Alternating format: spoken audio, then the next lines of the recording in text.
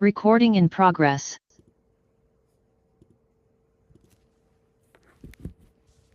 All right, Assalamu alaikum everybody, Jummah Mubarak. We're going to get started here. As a reminder, today's Halaqa, the theme of this Ramadan Halaqa is Taqwa, the ultimate goal. And we are fortunate to be joined by Dr. Tariq Igram, who is a graduate from first the University of Iowa in Iowa City, Iowa, with a BA in Business Administration. He was then very blessed to receive a scholarship from the Islamic University of El Medina in Saudi Arabia, where he studied Arabic from the Arabic Institute, and then graduated from the Department of Islamic Jurisprudence, completing a BA, Master's, and PhD in Sharia, Islamic law. Tariq speaks fluent English and Arabic. So inshallah, Sheikh Tariq is going to be continuing where he left off 2 weeks ago on the importance of taqwa during Ramadan. So I'm going to let him take it from here. Assalamu alaikum wa barakatuh, everyone. Inshallah, everyone's doing well. You need to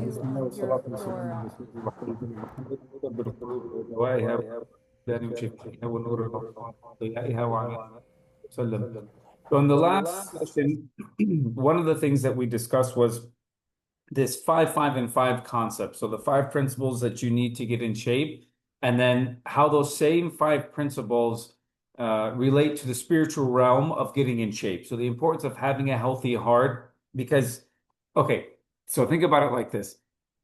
Taqwa is one of the most important prerequisites to get into paradise. But taqwa resides where? Just as a quick review, where does taqwa reside? Who knows? What's the vessel? What's the place of taqwa? What's the home for taqwa? The heart. The heart. Taqwa, the place for the... Okay, so just like anything else, if and the heart is an empty vessel, both physically as well as spiritually. So if you fill the heart with things other than taqwa, there's no room left for taqwa to reside in. Taqwa, again, is that God-fearingness, the balance between avoiding what Allah has ordered you to avoid, fulfilling the commands that Allah has ordered you to do, and then all spearheaded by the love of Allah. So if that vessel is full of other things, or of filthy things, or of sin, or of love of something else other than Allah, etc., etc., etc., then taqwa will not have a place to reside, or it will be severely corrupted. It will be very deficient.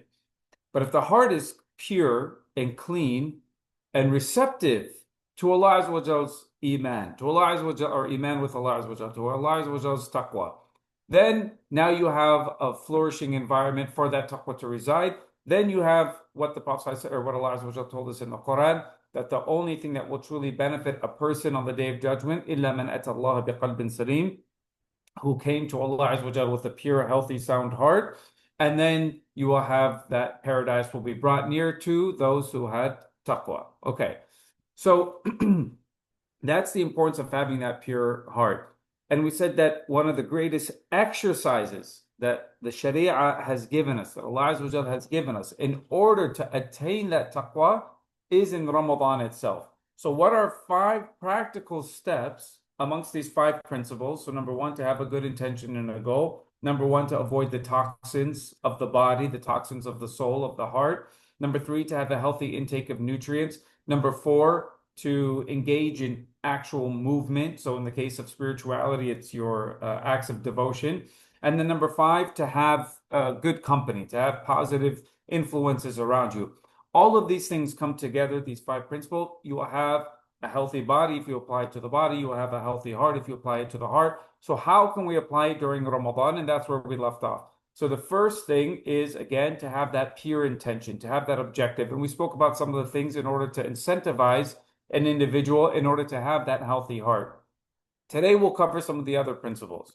So where we left off is on the second principle, which is avoiding the toxins of the heart. And there are 2 major toxins of the heart, 2 major plagues of the heart, and that is shubuhat, doubts in the religion, and then shahawat, following desires. And you see again and again in the Quran the harm of following desires. Well, I'd like to focus mainly on the desires, because when it comes to the shubuhat, we'll see how the healthiest nutrient to take in will help take care of having doubts in the religion, which is the consistent intake of the Quran. But with the desires, we will study or look at 2 main poisons or toxins that relate to desires of the heart. And then how does fasting help repel that, thus giving you that taqwa? So the first, both of them relate to whatever your mouth consumes. Okay. And again, we're going to see, inshallah, how fasting in Ramadan is very fascinating in this regard. So the first is what you intake from the tongue, the plagues of the tongue, the sins of the tongue that then directly infect your heart. And the tongue is one of those fascinating organs because it's this tiny little organ in relation to many other organs in the body, and but it's so critical to a person's spirituality. It literally can be the means of a person going to hell or to paradise, because what you utter from either words of belief, the shahada, or words of disbelief can ultimately mean where your final abode is, in hellfire or in paradise. So even though it's small in size, its obedience and its crimes are immense. Again, faith and disbelief essentially come down to the heart, come down to the tongue, which is merely just a reflection of what's in the heart. And at the same time, the most defiant of your limbs of a person is in their tongue. Think about it. There's no effort to release your tongue. In fact, that becomes the problem, is there's no lizam, what's called lizam is like a muzzle, okay? There's no real restriction. As soon as a person gets triggered by some type of emotional state, their tongue expresses it. So it's not so much that, exercising your tongue or working your tongue, letting things out, speaking is the difficult thing, alhamdulillah, for those who have been blessed with, not having restrictions of their tongue. But restraining it is what's difficult. And so again, that's what's so fascinating about it, is that it can get you in so much trouble when it's so easy to release. And the tongue, again, is merely a reflection of what is in the heart. The Prophet ﷺ said, لا يستقيم إيمان عبد حتى يستقيم قلبه. That a person's iman will never be upright, will never be sound until their heart is sound. وَلَا يَسْتَقِيمُ قَلْبُ. And their heart will never be sound and upright حَتَّى يَسْتَقِيمَ لِسَانَهُ. Until their tongue is upright. So if you want, one of the ways to get your heart in shape is to get your tongue in shape, to refrain your tongue. And the Prophet ﷺ told us that this tongue has the ability to either bring you to, or what produces from the tongue has either the ability to enter you into paradise or to enter you, وَالْعِيَاذَ بِاللَّهِ, into hellfire. إِنَّ الْعَبْدَ لَيَتَكَلَّمُ بِالْكَلِمَةِ. The Prophet ﷺ said that the servant will speak a word, a phrase, مِنْ رِضْوَانَ اللَّهِ, from Allah Azza wa Jalla's pleasure. لَا يُلْقِي لَهَا بَالًا. They don't even pay attention to it. Like, it could just be something as simple as someone's having a very hard day and you give them some words of encouragement. Or you mention some type of prophetic tradition or an ayah from the Quran or whatever, just to uplift their mood. Or you mention a form of dhikr. لا يلقي لها بالا. That you don't even pay this individual, they don't even pay any attention. It's just become so second nature to speak good. But because of it, يَرْفَعُهُ اللَّهُ تَعَالَى بِهَا دَرَجَاتٍ. Allah will raise them in high ranks because of this one word, because of this one phrase. And the opposite holds true. وَإِنَّ الْعَبْدَ لَيَتَكَلَّمُ بِالْكَلِمَةِ مِنْ سَخَطِ اللَّهِ عَزَّ وَجَلَّ. And an individual can speak a word from Allah's anger and His wrath, not caring anything about it, not even paying any attention to it. But يهوي بها في جهنم. But it will plunge them into hellfire. They spoke against this person. They mocked this individual. They made fun of the religion or something in the religion. لا يلقي لها بالا. They didn't even pay attention. But it's so severe with Allah Azza wa Jalla. They have such little restraint with regards to their tongue that it caused them to enter into hellfire. And the Prophet ﷺ, Mu'adh ibn Jabal, one day he asked the Prophet ﷺ about some of the essential aspects of the deen. Give me some teachings about the religion that I don't need to know anything else beyond this. And the Prophet ﷺ spoke about the five pillars of Islam. And then he asked for the Prophet and then offered more information. Should I not tell you about what is the pinnacle of the affair? What's at the center of it? What's at the peak of it? And the Prophet mentioned that fasting is ra'sul imad, is that it's the ra'sul umud, that it's the center, it's the peak of it. And the way to apply, one of the greatest ways to make sure that the religion thrives and is not wiped out is through jihad. And then the Prophet ﷺ, after explaining the basics of the religion, he says, ألا أخبرك بملاك ذلك كله? Should I not inform you about that which holds all of these essentials together? And Mu'adh ibn Jabal, of course, he said, Bala ya Rasulullah, of course, O Messenger of Allah. And the Prophet ﷺ, he took his tongue and he held it and he said, Kuffa alayka hada. Restrain this. And Mu'adh, he was very surprised. The concept of being held accountable for our actions, yes, is very well known and established. But even our tongues, Ya Rasulullah, أَوَ إِنَّا لَمُؤَاخَذُونَ بِمَا نَتَكَلَّمُ بِهِ? Are we truly going to be held responsible for what our tongues produce? And the Prophet ﷺ said, ثَكِلَتْكَ أُمُّكَ يَا مُعَاذ. May your, which was a saying that they would use, may your, mother be be at loss for you. Because of, this is an important concept to understand. وهل يكب الناس في النار على وجوههم أو على مناخرهم إلا حصائد ألسنتهم? Because is there anything else that will cause people to be thrown into hellfire more on their faces or on their nose, except that what their tongues produce? And the Prophet here is saying what holds this all together, because he's telling you that, number one, you have those things that he mentioned to Mu'adh about the basics of the religion. That's on the exterior. Those are acts of obedience that the more you invest, the more reward you get. But at the same time, our religion is based upon confirmation and negation. Our whole entire religion, and always keep this in mind with understanding our faith. So if you think about from the core of our religion, La ilaha illallah. There is no God worthy of worship. That's negation. Illallah, that's the affirmation or the confirmation. In our religion, we have do things, avoid this. Negation, confirmation. So within our religion, it is actually better to avoid things that are haram and harmful than it is to do good deeds. It's more important that you avoid the haram than actually doing good deeds, like the Prophet ﷺ told us. So here the Prophet ﷺ is stressing that point as well. Number one, he's telling Mu'adh that all these other things, these are acts of obedience, you'll get great reward. But the foundation to really save yourself, to be on the safe side, is to avoid the things that can put you into hellfire. And one of the core issues that can put you into hellfire is what your tongue produces. And the Prophet ﷺ was also saying, because he had already explained the virtue of jihad, is saying that, but what's even greater, what's a prerequisite to even be able to fight jihad, is the jihad of the nafs, is the struggle within the own self. That's the greater form of jihad.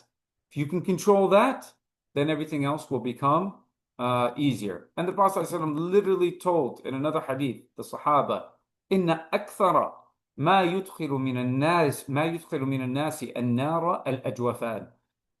The two things that will enter most people into hellfire are the two hollow cavities. And they said, Ya Rasulullah, what are these hollow cavities? He said, Al-Farj wal-Fam. That which is in between the legs, the private parts, and what's in the mouth. So meaning the tongue. And then the Prophet ﷺ said, أَتَدْرُونَ أَكْثَرَ مَا يُدْخِلُ الْجَنَّةَ? Do you know what thing will allow people to get into paradise the most? تَقْوَى اللَّهِ وَحُسْنُ الْخُلُقِ. Having fear of Allah, having this taqwa and good manners. So again, you see the correlation between the tongue and what the tongue produces and following the desires of the tongue and also the private parts, and what the mouth intakes, between taqwa and how that relates to fasting as well. And we'll go deeper into it, inshallah. And then also good manners, because what is essentially good manners? One of the fundamental building blocks of good manners, or what defines a person as having good manners, is when they have the ability to control their tongue. So the Prophet ﷺ then literally made salvation based upon what this tiny little organ produces. And the Prophet ﷺ gave us the solution. It's a very simple solution, but the application for many of us, may Allah Azza wa Jalla help us, can be very difficult. And that is that the Prophet ﷺ said in two different hadith. So in one hadith, he said very simply, Man samata naja. Whoever can remain quiet, whoever can safeguard what they say, whoever remains silent is saved. And the Prophet ﷺ said, Man kana yu'minu billahi wal yawm al-akhir, falyaqul khayran aw liyasmut. The Prophet ﷺ said that whoever believes in Allah and the last day, then let them speak good or remain silent. And here's a really simple kind of self-accountability is just think about throughout your entire day how much we speak. And then look at, okay, all these words, all the things, how many times are you in a situation where you speak just to speak? There's a silence, and so you feel like you need to say something. And then, okay, what am I saying? Is it somehow, some way drawing attention to myself? Is it somehow taking the rights of someone else by mocking them, by making fun of them, by backbiting? Actually look at your speech and how much you produce from speech, as if it's recorded, because it is recorded. And then judge yourself. How much of that is from the first category of the hadith we spoke about, that is from Allah's pleasure, and how much of it is from that would incur Allah's displeasure. Okay, so how does fasting then assist us with this tongue in order to achieve that taqwa?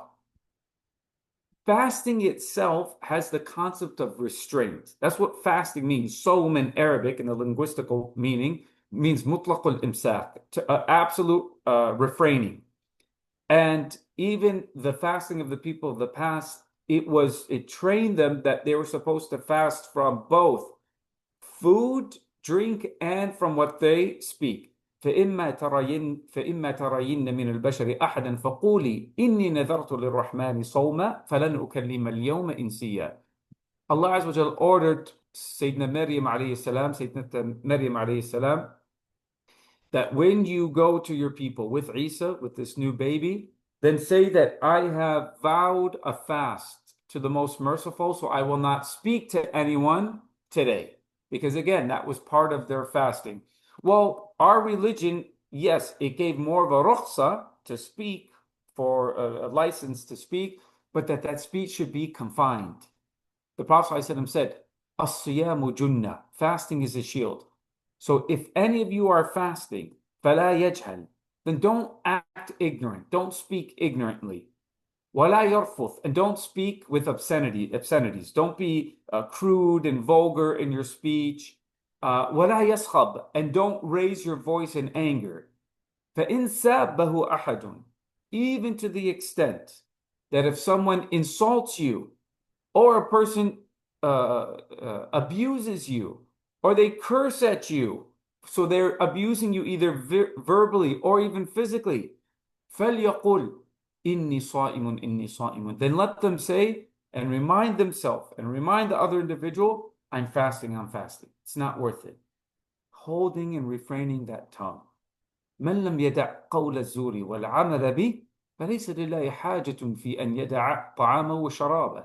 Prophet also said that whoever does not refrain from lying and false testimony and false actions and acting upon that false speech, then Allah has no need for them to leave their food and drink. Now that doesn't mean it's here, obviously it's expressing the severity of this type of speech and how it diminishes from the reward of fasting. It doesn't mean it actually breaks the fast. Although some classical scholars took the concept of ghiba, of backbiting, so seriously that some of them, like Al-Awza'i and Ibn Hazm, they actually took the approach that backbiting does break the fast, where you'd have to make it up. But the majority of scholars just said that it diminishes severely from the reward of fasting. So it doesn't mean that if you commit false speech that all of a sudden now, I broke my fast, I'll go ahead and have a burger. It doesn't work like that. But it does jeopardize the reward of your fasting. So the first toxin to avoid that we find that Ramadan helps us in restraining is what the tongue produces. Okay, the other thing, the other toxin that is taken in from the mouth is specifically food consumption. And this is also very fascinating because, again, if you look at the crux of what Ramadan is, what fasting is, in order to achieve that taqwa, it comes down to this discipline of refraining what it is that you consume. And part of that too is, I mean, just to illustrate some of the seriousness of this, to break it down to its principles, Allah Azza wa Jalla in different places of the Quran mentions that how He created us, وَأَحْسَنَ صُوَرَكُمْ, and He formed us, and He beautified our forms. And one thing that's interesting in some of those ayats where Allah Azza wa Jalla mentions that, He says that He made our forms beautiful and excellent, the way the human body works. وَرَزَقَكُم مِّنَ الطَّيِّبَاتِ, and He provided for us from the pure, healthy, wholesome, halal, lawful things to consume. Meaning the connection there is that if you want to maintain that healthy status, if you want to maintain that excellent form that Allah Azza wa Jalla has gifted you, then you have to follow the law of Allah Azza wa Jalla and that which you consume. And Allah Azza wa Jalla also says, وَلَقَدْ كَرَّمْنَا بَنِي آدَمَ وَحَمَلْنَاهُم فِي الْبَرِّ وَالْبَحْرِ وَرَزَقْنَاهُم مِّنَ الطَّيِّبَاتِ وَفَضَّلْنَاهُمْ عَلَى كَثِيرٍ مِّمَّنْ خَلَقْنَا تَفْضِيلًا. Indeed, we have honored the humans, the human beings. We've carried them on land and sea, and we have provided them with good and wholesome and lawful provisions. And we have given them preference over many of those who we have created. So one of the things that we take away from this, والتين والزيتون وطور سينين وهذا البلد الأمين لقد خلقنا الإنسان في أحسن تقويم, we have indeed created humans in the best forms, is that our bodies, our souls, our intellect, these are things that have been entrusted to us. أم خلقوا من غير شيء أم هم الخالقون? Were they created from nothing or did they create themselves? No, Allah Azza wa Jalla created you. So Allah Azza wa Jalla gifted you these things. He entrusted it. He deposited these things to us. So therefore, it is an obligation and a responsibility, just like any other deposit or trust or amana, that we have to then maintain it, take care of it. And one of the ways that we do that with our bodies then is by consuming what Allah Azza wa Jalla allowed us to consume, avoid what Allah commanded us to avoid, and also to make sure that it is things that will help our bodies thrive and flourish. And this concept of eating halal, now we're going to get a little more controversial. Although in the past it wasn't controversial. And here's one of the points. In the past, the concept of consuming halal, making sure what you eat is halal, that was something that was always accepted in our tradition. The Prophet ﷺ said that whoever prays our prayer and faces our qibla, وَأَكَلَ ذَبِيحَتَنَا, and consumes our slaughtered animals, فَذَلِكَ هُوَ الْمُسْلِمُ, then that is the true Muslim. لَهُ ذِمَّةُ اللَّهِ وَذِمَّةُ الرَّسُولِ. He is the one or she is the one that then is a true Muslim that has Allah's protection and the Prophet's protection. Okay, so this was a fundamentally understood concept within our religion that you eat, specifically as it relates to protein, halal, to meat, that you eat halal. Okay, how many of you ever heard, oh, no, we got to make sure we only get this meat, this person only eats halal. Or, oh, no, they only eat halal. Oh, they're not going to go out to eat with us. What is that? What does the opposite mean? Halal means something permissible. So if that person eats halal, what does it imply that you're eating? At a minimum, something extremely doubtful, and worse yet, something that is the opposite of halal, which is haram. And the Prophet ﷺ, there's a very serious threat about a body that's nourished with haram. لا يدخل الجنة لحم نبت من سحت النار أولى به. That a body that was nourished with haram will not enter into paradise. Hellfire is more befitting for it. And again, we spoke about it doesn't mean that if you eat haram that you're guaranteed hellfire. No, this is just a very serious threat. You're under Allah Azza wa Jall's mashi'a, under Allah Azza wa Jall's will. He can choose to forgive it, or if He takes you to account for it, then that's His justice because you were warned. So one of the reasons why this concept of eating was always such a sacred issue is because the negative effect that consuming haram has on the spiritual heart. Consumption is one of the most basic of all desires. All other desires stem from the desire of eating and drinking because it is the necessity. So generally speaking, the way the soul works, and I always like to focus on the spiritual science because unfortunately it's a science that has literally been lost. We've advanced so much in our modern science of the physical world especially as it relates to the body.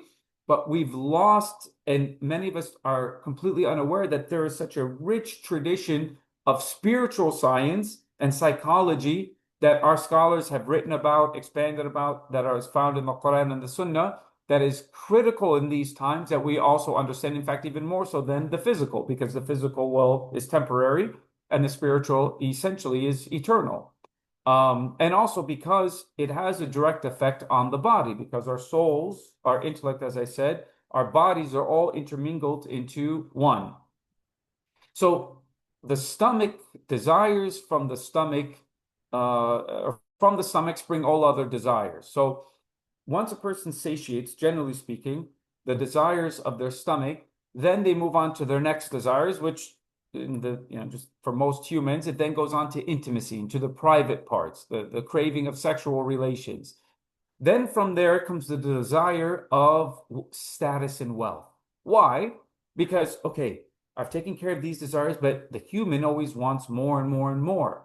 So now I want to expand those desires. I want more food. I want more intimacy. I want more of this. I need to make more money. I need to have more wealth, more status.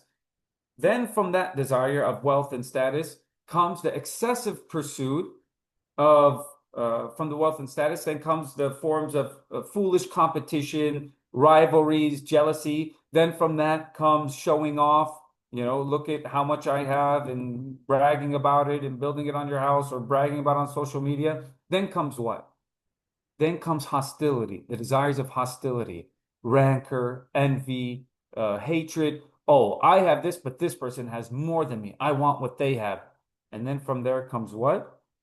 Then from there comes plunging into oppression, injustice, wrongdoing, because then it's not enough. You start to want to take what other people have. And just the way that a human works, for most people, the more you give in to your desires, just like anything else, like fasting, when you eat that date, it's so simple, it's so appreciated because you've been fasting all day, so you appreciate everything tastes delicious at that point. But people who, especially like the ultra wealthy, who are always giving into their desires, now normal consumption doesn't become enough. So they have to go and try exotic foods, and many times, and that's why there's such a black market now demand for like lizards and monkeys and other things, and even sexually. Then it's not enough to just have, something normal. Now it needs to be more deprived and more sick. That's how it works.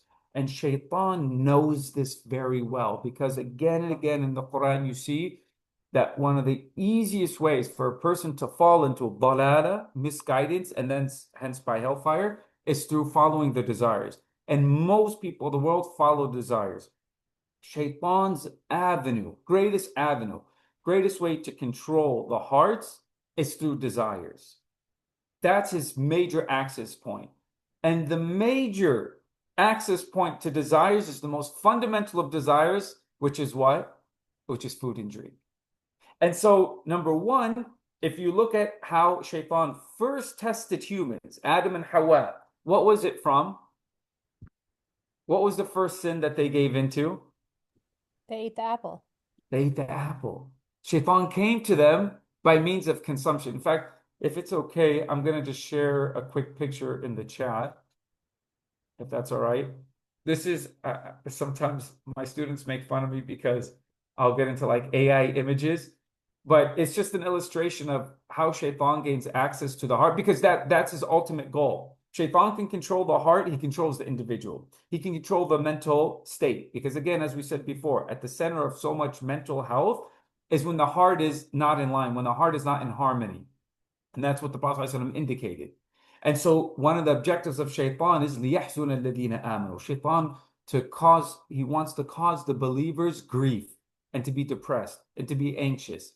So again, one of the easiest ways that he has access to the human heart is through desires. And then he enters from the most basic desires, which is the desire of consumption.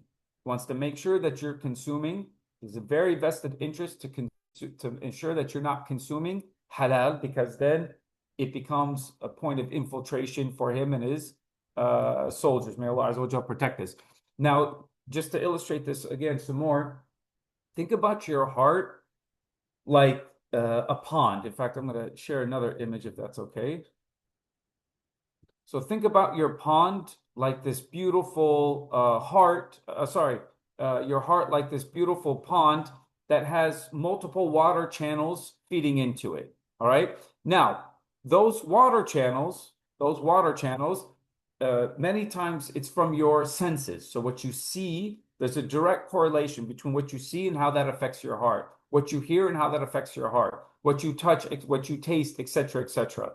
So if what you're consuming from these different senses is pure, then your pond, your heart will be pure. But if they're sourced from filth, from haram desires, that pond then will be corrupted and polluted and filled with filth. And just as desires are intermingled with the flesh of humans, so is the dominion of shaitan within the flesh of humans, surrounding the heart from all sides and having access to the heart. How so? The Prophet ﷺ told us that inna shaytana yajri min al-insani majra dam. The shaitan flows through the veins of humans just as blood does. And that's why you see when a person gets angry, for example, what happens? It's almost like a devil is coming out. They can foam at the mouth, their eyes become bloodshot, they lose their sense of judgment, they almost become possessed because shaitan, it's like hacks the motherboard at that point. And the Prophet ﷺ told us then again, he alluded to then how fasting helps us. Okay, so if shaitan's major access point is through food and through the veins, and he flows through the veins, what happens when you fast? You're restricting those pathways. And the Prophet ﷺ told us that the shayateen are shackled during Ramadan. One of the ways that takes place is because you're restricting the avenues and the pathways of shaitan. So if you then can control the avenues of shaitan and can control his access points of desires and learn how to discipline yourself and the most fundamental desires, which is the need of food and drink, for 30 days, day after day, consecutively, then you should be able to develop the habit of self-discipline for the rest of your desires, thus restricting the influence of shaitan. And this is also why, again, we see when this concept of how you then attain taqwa in Ramadan, but also why there is such a vested interest in shayateen with regards to food consumption. And it's really fascinating that in multiple places in the Quran where Allah Azza wa Jal orders us to consume halal, He ties it to some type of influence of shaitan. Ya ayyuhan nas, kulu mimma fil ardi halalan tayyiba, wa la tattabi'u khutuwat ash-shaytan. Innahu lakum aduwwun mubin. O people, O humanity, because again, Allah Azza wa Jalla is addressing humans for what's their own benefit. And we know that one of the greatest benefits is to not follow shaitan. And Allah Azza wa Jalla says, consume from everything we have produced and given you in the earth, as long as it's halal and tayyib, it's wholesome, it's beneficial. وَلَا تَتَّبِعْ خُطُوَاتِ الشَّيْطَانِ. And then Allah Azza wa Jalla warns against following the footsteps of shaitan. Why? Because he's a clear enemy to you and he will affect your behavior. إِنَّمَا يَأْمُرُكُم بِالسُّوءِ وَالْفَحْشَاءِ وَأَن تَقُولُوا عَلَى اللَّهِ مَا لَا تَعْلَمُونَ. He only commands you and incites you to commit evil and indecency, and for that you to claim and speak about Allah that which you have no knowledge of. So again, appreciate how Allah Azza wa Jalla connected consuming halal and the opposite, not consuming halal, with following the footsteps and the influence of shaitan.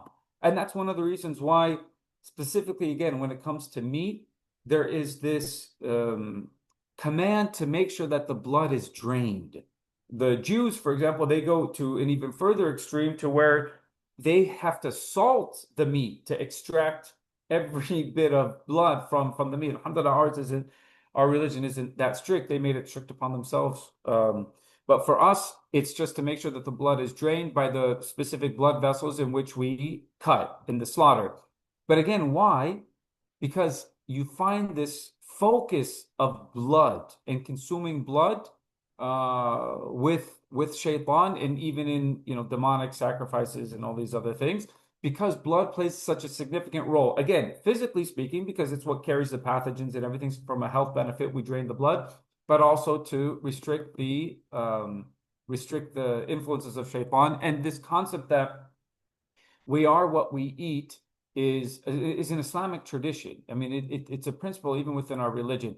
And subhanAllah, there's a lot of new studies coming out about the gut-brain axis. I'm not sure if many of you have heard about it, but a lot of modern neuroscience and clinical psychiatry, a lot of studies in those fields demonstrate clearly that the gut health directly influences mental health and behavior through this gut-brain axis, through different neural pathways. But they found that what you consume has a direct effect on your mental state, and it's a leading focus of what actually leads to mental illness. And subhanAllah, again, like I said before, when you understand the fundamentals that the intellect, the soul, the body, the nafs, they all are intermingled together, you then appreciate how each one affects the other. So this is again one of the things that how Ramadan helps us to attain that healthy heart is by guarding the desires, in particular the desires of food consumption, which then lead to other desires. And I'll just close on this particular point with the dua aspect, and that is that Ramadan is a month of dua. Ramadan is the month to have our dua answered.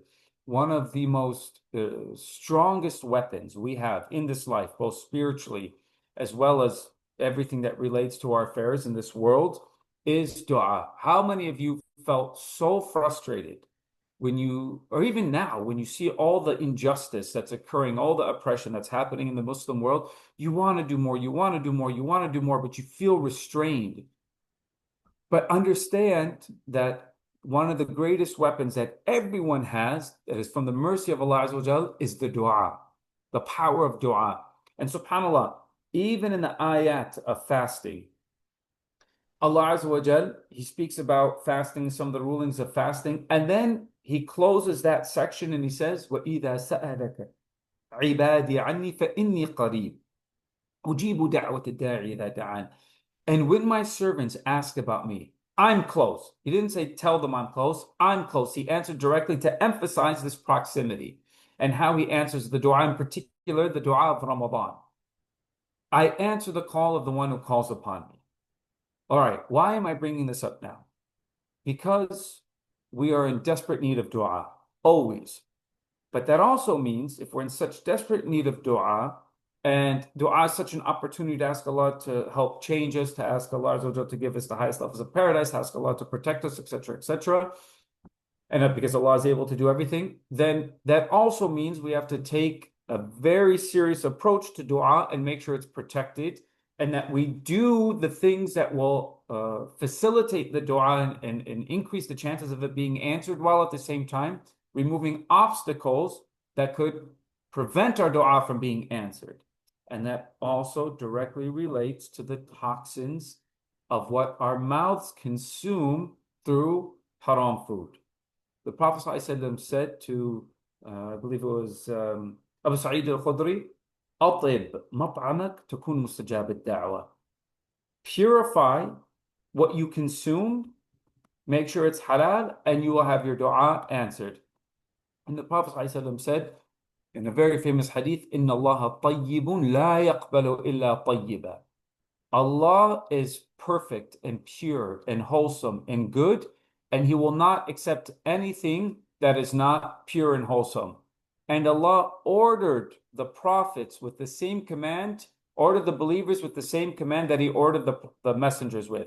And He said, يَا أَيُّهَا الرُّسُلُ كُلُوا مِنَ الطَّيِّبَاتِ وَاعْمَلُوا صَالِحًا إِنِّي بِمَا تَعْمَلُونَ عَلِيمٌ. O you messengers, this is to all the messengers, eat and consume from the pure, wholesome, halal things and do good actions. So you tied good actions, again, behavior with consumption. I am fully aware of everything you do. And then Allah also said, يَا أَيُّهَا الَّذِينَ آمَنُوا كُلُوا مِنْ طَيِّبَاتِ مَا رَزَقْنَاكُمْ. O you who believe, eat and consume from the halal, the lawful, wholesome, good things that we've provided for you. And then the Prophet ﷺ in the same hadith mentions a situation of an individual who's traveling for a long time.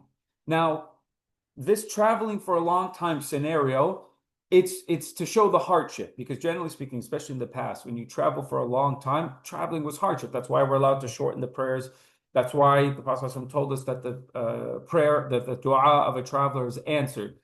But the essence of it is anyone going through hardship. So one of the rules in our religion, one of the maxims in our religion, is that whenever you're going through a very difficult time in life, your dua is more likely to be answered. The more broken you are, the more desperate your dua is, the more likely your dua will be answered. And so this is just a representation of that. And that's why the Prophet ﷺ said this individual, they're traveling for a long time, they're messy, they're dusty, they're disheveled, and they're in the state of desperation and hardship. They reach their hands to the sky, they say, Ya Rab, Ya Rab, oh my Lord, oh my Lord. وَمَطْعَمُهُ حَرَامٌ وَمَشْرَبُهُ حَرَامٌ وَمَلْبَسُهُ حَرَامٌ وَغُذِيَ بِالْحَرَامِ فَأَنَّى يُسْتَجَابُ لِذَلِكَ. But their food is haram, their drink is haram, their clothes is haram, meaning it was earned from haram earnings. وَغُذِيَ بِالْحَرَامِ, they've been nurtured with haram. فَأَنَّى يُسْتَجَابُ لِذَلِكَ. So how could their dua ever be answered? So very simply, for what remains of Ramadan, I throw out a challenge, internet challenge, and that is to ensure that you're only consuming halal. And not only that you're only consuming halal, and obviously healthy things, don't go into excess of overeating that's detrimental to the spirit, but not only that that you're only consuming halal, but also that you're only, if you're having people over, feeding other people, that you're also giving them, making sure that they're only consuming halal. Why? Well, number one, again, the dua aspect. Prophet ﷺ told us that three different types of people the dua is answered. One of them, as-sa'imu hatta yuftir, that the fasting person, as long as they're fasting until they break their fast, the dua is answered. So number one, to not jeopardize that. Number two is that even if they don't follow that protocol, even if they themselves are their own shortcomings, they don't eat halal. وَتَعَاوَنُوا عَلَى الْبِرِّ وَالتَّقْوَى وَلَا تَعَاوَنُوا عَلَى الْإِثْمِ وَالْعُدْوَانِ. Cooperate together in joining good and working good deeds, and do not work together, do not assist in a person's sins, in doing haram, udwan, and transgressing against Allah Azza wa Jall's boundaries. So you then still have the responsibility as well to not just make sure what you're consuming is halal, but also what you feed others.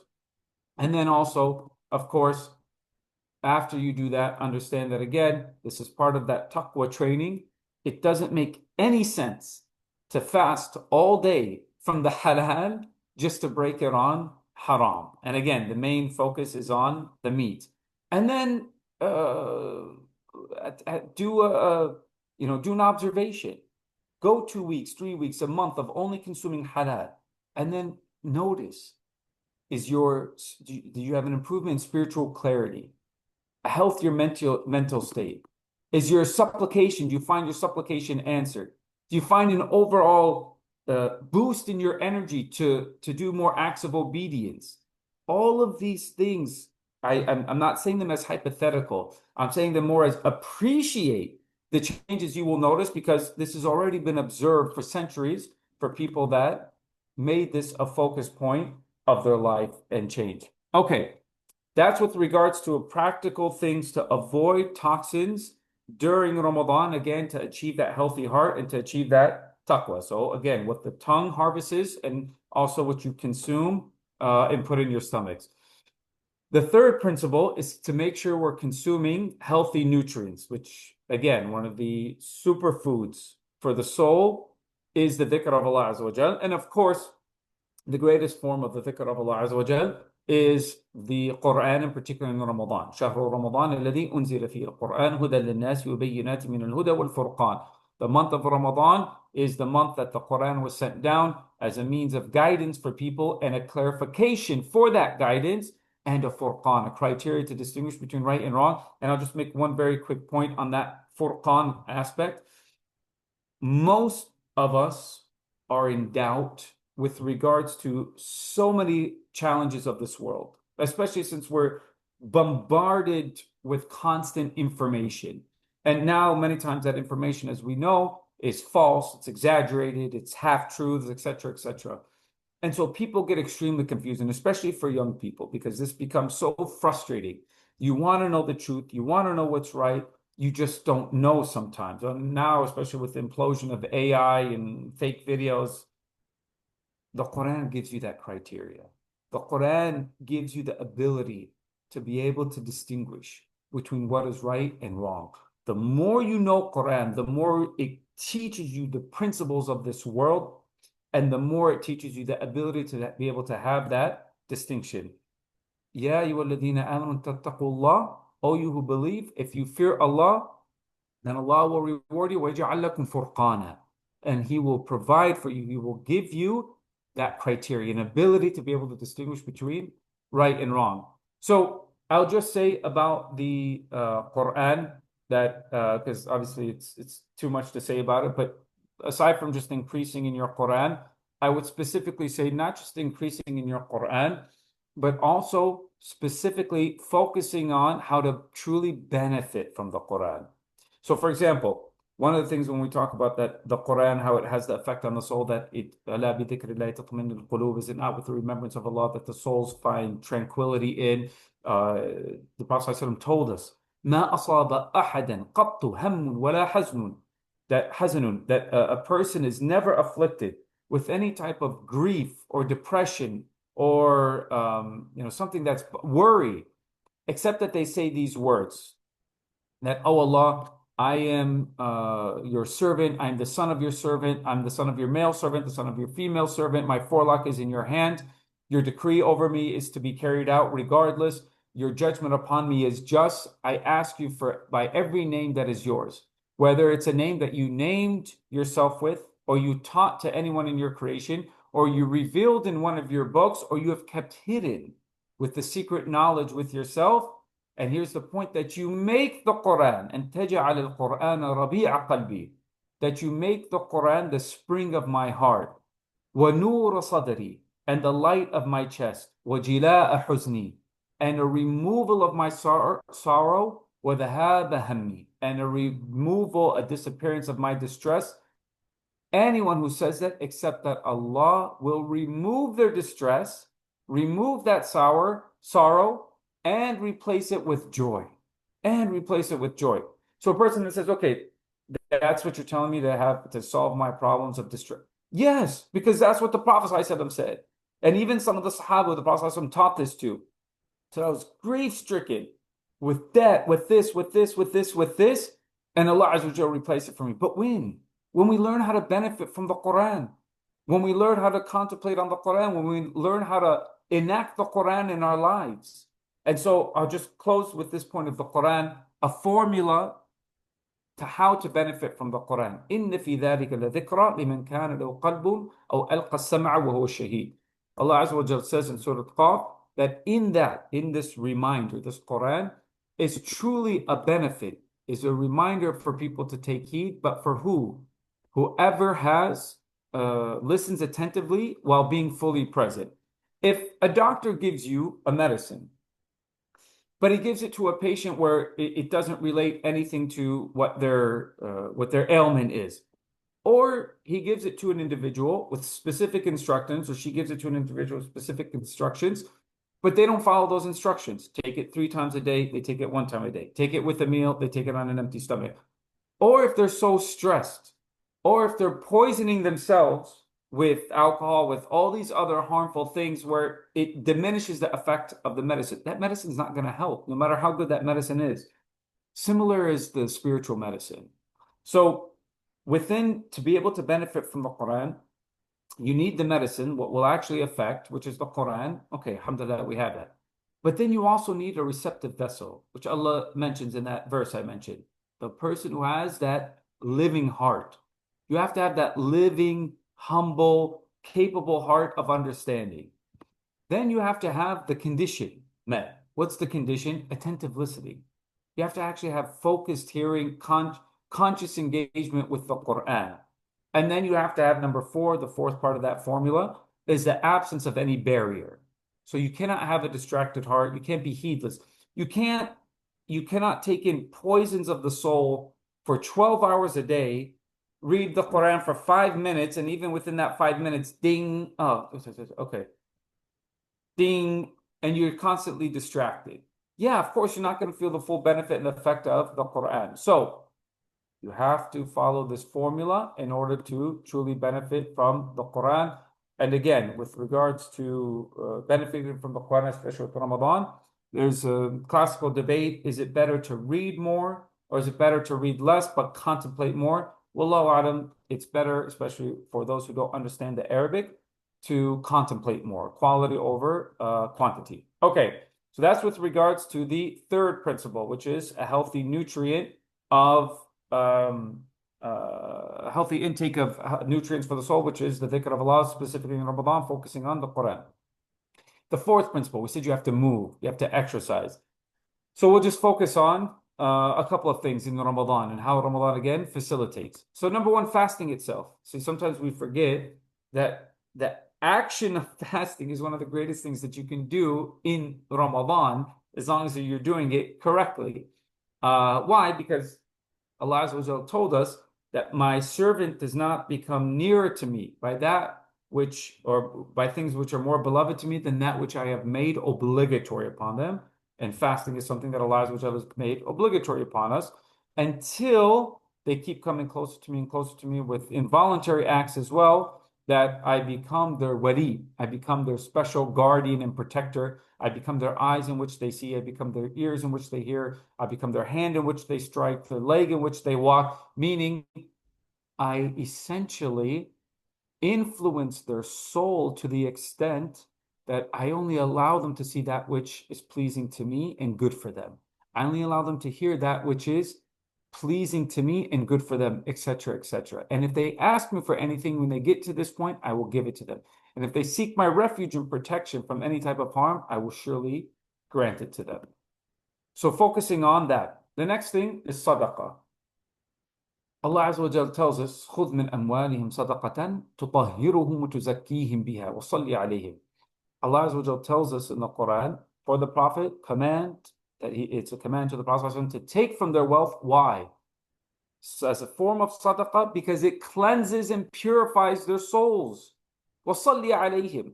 And then pray upon them, make dua for them, because that becomes a reassurance and a blessing from them, from Allah Azza wa Jalla.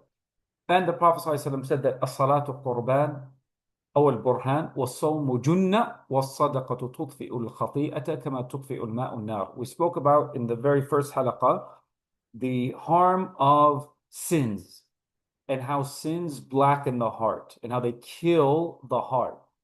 One of the ways to remove those sins is through sadaqah. The Prophet ﷺ told us that salah is a means of getting closer to Allah and a proof about regarding the iman of the individual. وَالصَّوْمُ جُنَّةٌ. And fasting is a shield. وَالصَّدَقَةُ تُطْفِئُ الْخَطِيئَةَ. And sadaqah puts out or wipes away the sins, similar, because sins, the more you do, the more they collect, the more they spread like a fire and a cancer within the body. Sadaqah helps eradicate those sins, similar to how water puts out a fire. And if we look at how Ramadan helps with this aspect of movement, this devotion, we find the hadith of Ibn Abbas where the Prophet ﷺ, where he said that the Prophet ﷺ أجود الناس, كان أجود الناس. He was the most generous of people. But he was specifically even more generous when he would meet Jibreel every single night during Ramadan. And they would meet together and they would study the Quran. And then he says, فَلَ رَسُولُ اللَّهِ صَلَّى اللَّهُ عَلَيْهِ وسلم أَجْوَدُ بِالْخَيْرِ مِنَ الرِّيحِ الْمُرْسَلَةِ لَا يُسْأَلُ عَنْ شَيْءٍ إِلَّا أَعْطَاهُ. That the Prophet ﷺ was even more swift and more generous and more encompassing in that generosity and in giving good than a fast-moving wind, faster than the wind itself. And he would never be asked anything except he would give it. And one of the ways, the wisdom, the connection here with Ramadan, in particular with meeting with Jibreel, is that the more you study the Quran, it renews that bond between yourself and Allah Azza wa Jal, the soul and Allah, which leads to a richness of the soul. And when does a person generally spend? When they have excess, when they're rich. And so when you have this richness of the soul, it leads them more to that generosity and also to follow the way of Allah Azza wa Jal, in that He has made Ramadan such a generous opportunity from Him to His servants in this month. Allah Azza wa Jal is extra bountiful and generous and Kareem with His servants during this month, that then following that path of Allah Azza wa Jal, Prophet would be even more generous.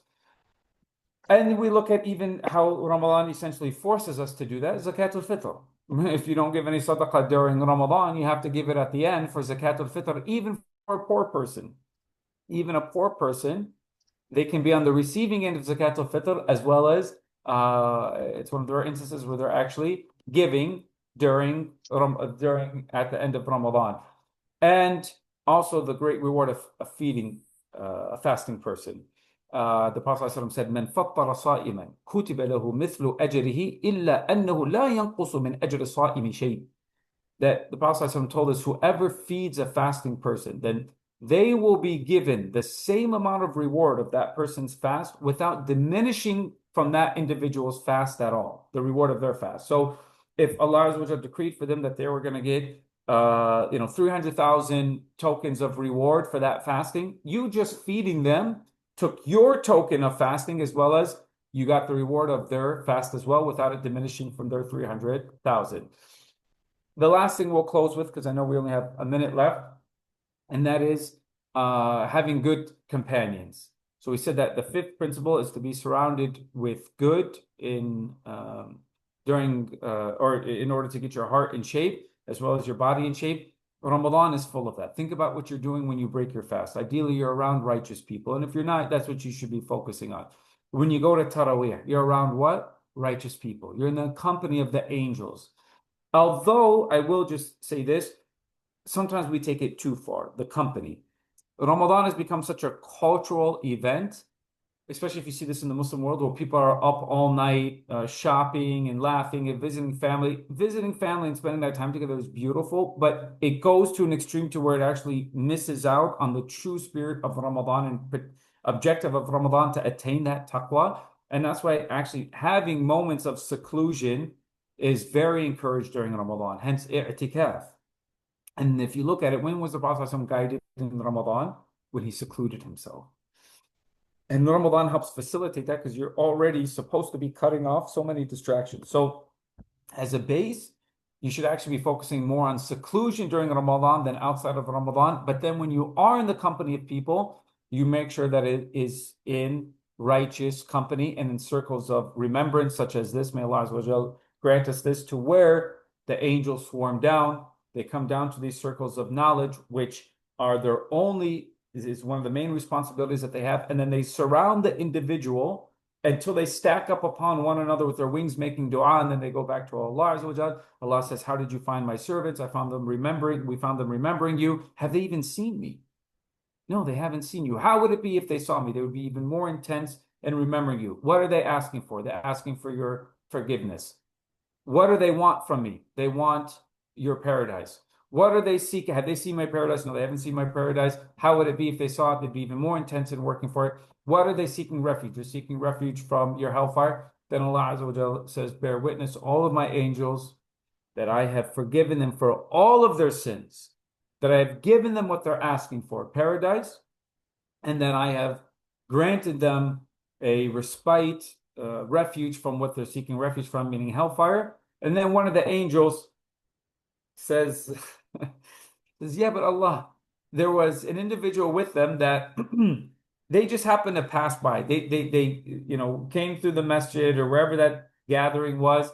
They didn't have a need. Maybe they heard the lecture being given in the background, and they said, oh, okay, let me check this out." And they sat down. Kathiru dhunub, khatta'un. They have so many sins and mistakes, but they sat with them without the intention of initially wanting to sit with them. And Allah Azza wa Jalla says, "Bear witness, I have also forgiven that individual, because they are a people of such great virtue, this circle of knowledge, that the aura, the benefit, the barakah of that circle of knowledge extends to even la yashqa bihim jalisuhum, that even a person that sits with them will not be deprived from their good merit and my reward. So these are 5 steps to follow in Ramadan in order to have that healthy heart, a workout plan that inshallah can be focused on until the end of Ramadan in order to attain that taqwa. And bi'idhnillahi ta'ala, if we follow it, we will see that wonderful benefit. I apologize for going over. I know we wanted to leave 10 minutes for questions, so I do apologize for that. But if anyone wants to ask a question, they can more than welcome to stay on, and we'll do our best for a couple of minutes, inshallah. Jazakallah, Tariq. Jazakallah for that. Great pointers, great list of things that we can incorporate in our day-to-day lives, especially as we enter the last 10 days of Ramadan. What can we develop into habits that can carry us through, inshallah, till next Ramadan? There is a question in the chat box. I don't know if you can read it yourself. Sure. If you can't see, I'll read it right here. So Oh, yeah. it's from Sadia. First, she says, "Assalamu alaikum. So nice to see so many familiar names on here for my visit to Cedar Rapids. Thank you for sharing your time and knowledge with us, Brother Tariq. In regard to dua, when you're witnessing so much injustice at the hands of a select few oppressors, how do you navigate wanting to pray bad duas for those committing evil? Are we allowed to pray against people, or is that considered transgressing dua etiquette? Similarly, as we witness what's happening around us, how do we guard our tongues when discussing current events and not speak negatively of bad actors? Asking for a friend." Yeah, so that's an excellent question. Bismillah, salatu wasalam ala Sayyidina Muhammad. So with regards to the issue of making dua against certain individuals, there's no question that the better way to make dua is actually for their guidance. Because think about it, if you had Trump or someone else that became Muslim, think about the great effect that that would have, and essentially what you're concerned about would be taken care of because their evil would be repelled. But it also doesn't mean that you can't make dua against them. You can't make dua against them. The goal, though, is to leave the dua more general. Allahumma kfina sharrahum, oh Allah, suffices from their evil. But so you have the right to make dua against them, but it's better and more productive to make dua for them. Like the Prophet ﷺ used to make dua even for between the two Umarain. Umar ibn Khattab, he would make dua, oh Allah, strengthen Islam with one of the two Umars, either Umar ibn Khattab or Abu Jahl, whose name was Umar as well. So that was the prophetic way. And even when the Prophet ﷺ, we do have narrations that he made dua against some of the leaders of the Kuffar of Quraysh for a full month. In fact, he would do it in every salat with qunut. But then Allah Azza wa Jalla revealed some ayat to him, لَيْسَ لَكَ مِنَ الْأَمْرِ شَيْءٍ. You have no say in the matter. Whether Allah guides them or He forgives them or He takes them to account. That's up to Allah Azza wa Jalla. Your job is just to keep doing what you're doing. And so that was then the Prophet more so would make dua for them and actually overlook. Yeah, Allah maghfir li qawmi فإنهم لا يعلمون. Oh Allah, forgive my people. He's saying this in the battle of Uhud when he's injured. Oh Allah, forgive my people because they don't know. So anyway, so the more productive thing is to do that. But it doesn't mean that you can't make dua against them. You definitely can.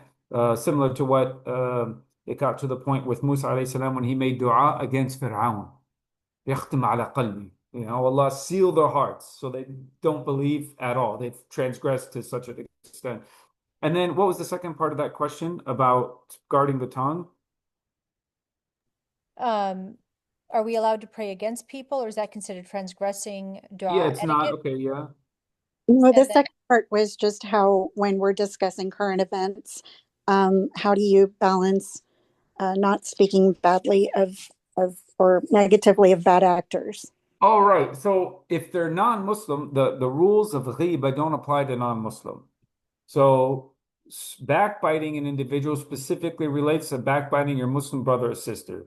Now, it's not good manners many times to backbite non-Muslims, but it's not haram like it is for a Muslim or non-Muslim. So you can complain, but again, the question comes is, okay, what's the outcome? What's the benefit? In fact, even there's a lot of studies out now that show that venting is actually, and this is found within our prophetic tradition, that venting to another individual at the time of anger actually doesn't help suppress your anger. In fact, many times it just fosters it. So you can complain about current events. You can say how evil what they're doing is. It's not going to affect, that doesn't go against the actions of the tongue. But it's better to be more optimistic and to incorporate whatever you're saying with the remembrance of Allah. So if you're going to complain about what is happening, don't just complain about it, like how evil they're. Hasbunallah wa ni'mal wakeel. Hasbunallah wa ni'mal wakeel. Allah is sufficient for us and He's the best disposer of affairs. Everything is in Allah's control. So you should always at least support it with the dhikr of Allah Azza wa Jal and remembering that He's in control of everything. وَلَا تَحْسَبَنَّ اللَّهَ غَافِلًا عَمَّا يَعْمَلُ الظَّالِمُونَ. Don't ever think that Allah Azza wa Jal is unaware of what the oppressors do. إِنَّمَا يُؤَخِّرُهُم. He's only delaying their punishment so that it can add up to where when the hammer comes down on them, it comes down on them that much harder. Thanks, Tariq. Jazakallah. One more question. Well, actually, two more questions so far, but I missed this earlier. So Sister Shaheen says you often speak about halal. Please define halal meat. Is it Walmart meat or just non-pork meat? Is it hand slaughtered meat? What does halal encompass? Okay, that's an excellent question, and probably most of you don't want to hear the answer, so you've been warned. But halal meat means that the animal, number one, is halal. It's from a halal species that we're allowed to consume, which is almost every animal. Number two, that it was slaughtered, that all the conditions of slaughter were met. So those conditions of slaughter mean that the person who's slaughtering is qualified to slaughter according to the Sharia, and that the placement of slaughter was done correctly, meaning the specific blood vessels were slaughtered, and then that the tool that was used was also an allowed tool. So how does that work? That means that if you have, let's say, a cattle or chicken or whatever it is that most people are going to be consuming, the only person that can slaughter it is either Muslim, Jew, or Christian. Okay, without getting into the specific aspects of what type of Jew do they have to be, what type of Christian. But generally speaking, if they're a Muslim, Jew, or Christian, they identify as a Muslim, Jew, or Christian. They're not just a Christian by name, but really an atheist. But they actually identify as believing in a book, even if they're a sinner. Then that suffices. Number two is that the blood vessels have to be the proper blood vessels have to be cut. So the trachea and the esophagus have to be cut, and ideally, and again, this is a highly debated issue, but ideally the jugular veins as well, or at least one of the jugular veins. And then the last condition that most scholars put on, at least for if it's a Muslim slaughter, is that Allah's name was mentioned over it.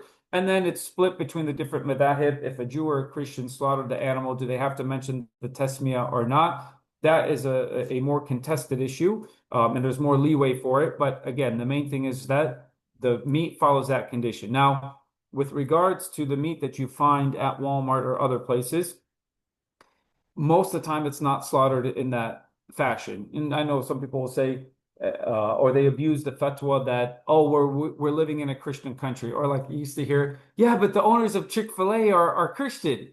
Well, the owners of Chick-fil-A aren't slaughtering. It's being slaughtered like 30,000 birds a minute at, or more than that actually. Sorry, a day. So much more than that. Sorry, it gets into the hundreds of thousands. They're not the one slaughtering. It's a machine that's slaughtering. Okay, so the ones slaughtering are not. You have to make sure that they fulfill the conditions. That's what it relates to. You can have the most righteous Muslim in the entire world, but if they're not slaughtering according to the Sharia, that meat is haram. So with regards to chicken, mechanical slaughter versus hand slaughter is by far better, safer, but most scholars allow for mechanical slaughter as long as the one initiating the machine is a Muslim, Jew, or Christian, and then those who require the tasmiyah, as long as they're saying the tasmiyah. Problem comes when it comes to the backup slaughtermen. They should be confirmed as well to be a Muslim, Jew, or Christian. The bigger problem, so if you're at Walmart now, alhamdulillah, we have halal. You have crescent chicken you can buy. For beef, it's a much bigger problem here. Most beef, the way that beef is slaughtered in this country, it's shot in the head with a retractable bolt. That's usually air pressure, so it's a pneumatic stunner. And it shoots this bolt that's about 6 centimeters long. It destroys brain tissue and essentially destroying the brain stem, so the animal is instantaneously brain dead, with which most scientists and veterinarians would describe that as the animal is being dead. From a fiqh standpoint, it's in the ruling of being dead, so it actually correlates very well. and then it's shackled, hung upside down. It's usually minutes before it actually gets bled out, to which it's stabbed just in the top part of the chest, and then a specific artery is cut, causing that blood drainage. But by that time, the animal is essentially already dead. In fact, unfortunately, most halal beef in this country follows that same procedure. They just allowed for the same thing. So what's the solution then? The solution is if you have a local butcher, like alhamdulillah for us to be very specific, we have you have Gilbertville, they offer halal slaughter, and also even Sam's, Costco, they offer halal beef when you have when it's from Australia, New Zealand, you can pretty much, as long as it says halal on it, you can rely on it. Alhamdulillah, their form of slaughter is much better and more legitimate for halal. And then, of course, comes the issue, well, it's more expensive. Well, you're paying me for a premium product. How much? And I know this sounds harsh, but if consuming halal is so important, then how much are you paying for, your Netflix account or something else? And the other thing is we also consume a lot more meat than we have to. 3 months would go by in the house of the Prophet without any fire being lit, meaning no meat. Uh, so the average American consumes about 200 pounds of meat a year. That's not something that's generally healthy, especially the type of meat. So anyway, alhamdulillah, there are substitutes. It's not where it's ideal. But inshallah, it'll get there the more the Muslims actually take it serious and start to demand, just as you see the organic market, how it grew, etc. So I hope that answers that question. I think so. I actually have a follow-up, and you just sort of alluded to it right there. Oftentimes you can find halal meat that's the quality isn't as on the package doesn't look as healthy as say an organic or grass-fed non-halal, non-certified halal meat. Um, I I think I know what the answer is going to be, but given a choice, or how maybe I'll rephrase this. How important is it then when we're talking about halal, does the health of the animal, how the animal was raised and fed, and did it have room to move? Does that play a role in what would be considered halal? Yeah, so yes and no.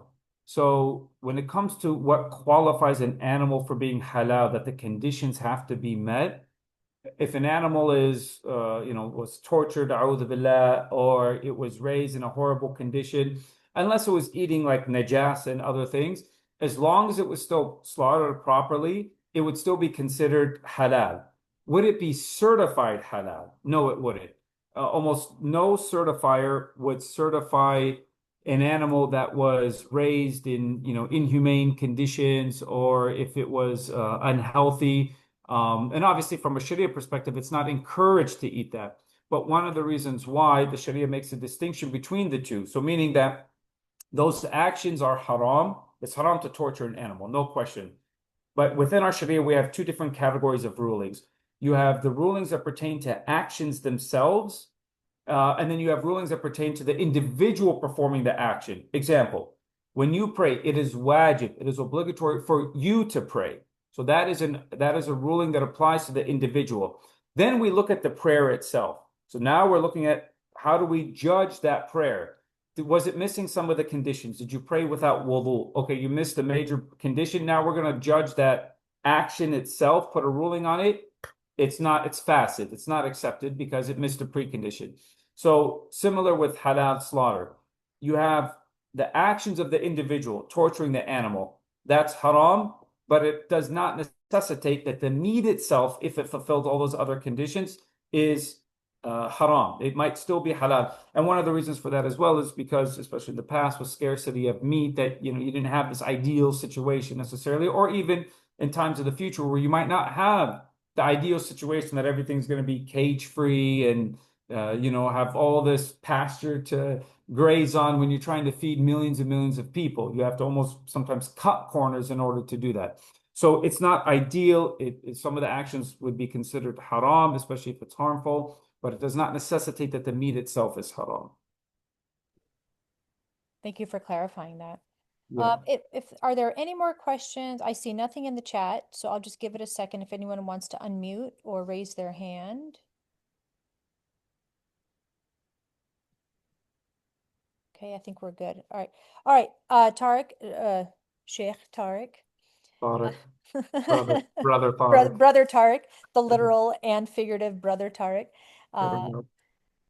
Jazakallah for sharing your wisdom, sharing your knowledge with us. You've given us so much that I think we can utilize for, again, like I said, the remainder of Ramadan, but then even carrying on. Inshallah will carry us into next Ramadan. So I pray that Allah rewards you immensely for the wisdom that you have shared with us. And I pray that Allah makes us all better Muslims because of the shared time together. So with that, I will say salam to everyone and we will connect again soon. Assalamu alaikum. May Allah protect you all. Jazakumullah khairan. Assalamu alaikum.